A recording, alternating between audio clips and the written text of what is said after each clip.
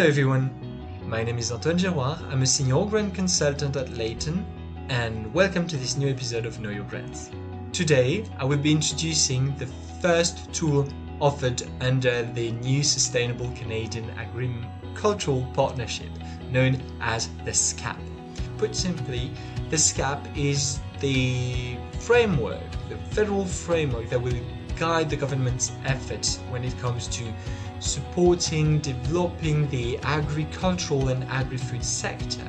They have created a lot of tools to support a wide range of projects. The one we're going to introduce today is the AgrInnovate Program, which basically is here to provide funding for projects geared toward the commercialization, the demonstration, and or the adoption of innovative technologies or processes for any agricultural or agri-food business incorporated in Canada that is seeking to improve its competitiveness and its sustainability practices.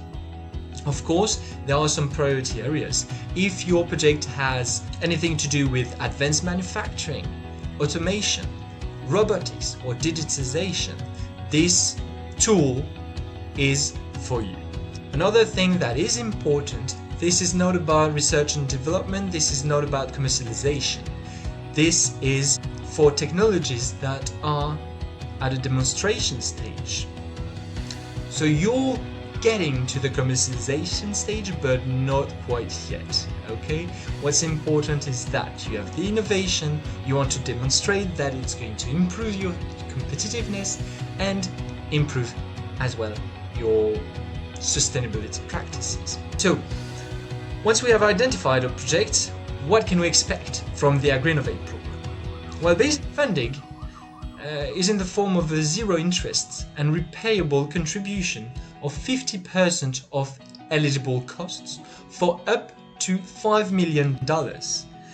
This is to be repaid over a period of up to 10 years following the project completion. What's important next is to know what are those eligible costs. The first category is capital expenditure, which means if you have to undertake any type of renovation, any type of site improvements, or building purchase that directly contributes to the implementation of your project for competitiveness, for the demonstration, etc., as we mentioned before. If you are to buy some machinery or new equipment, or even softwares, then that would also fall under the capital expenditures category. Another eligible category would be contracted services.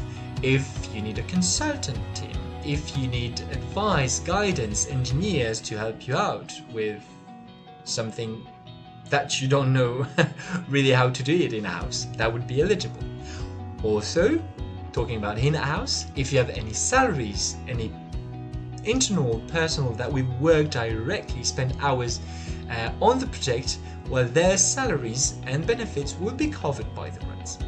And finally, and that's where it becomes really flexible, if you can demonstrate that there are other direct project costs, well, it's well justified, of course, that could also be eligible. Wrap it up a little bit. If you're yourself involved in agriculture or agri-food businesses, if you're looking for ways to improve your competitiveness or have a better impact on the ecosystem you're involving in, and you have this will, you have this project, and you've identified ways to achieve this, but you still lack the money, well, you can reach out to us and discuss what options would be available. As I said, the AgrInnovate program is a fantastic tool, but it's not the only tool. Thank you very much for your time, and I will see you next month for another episode of Know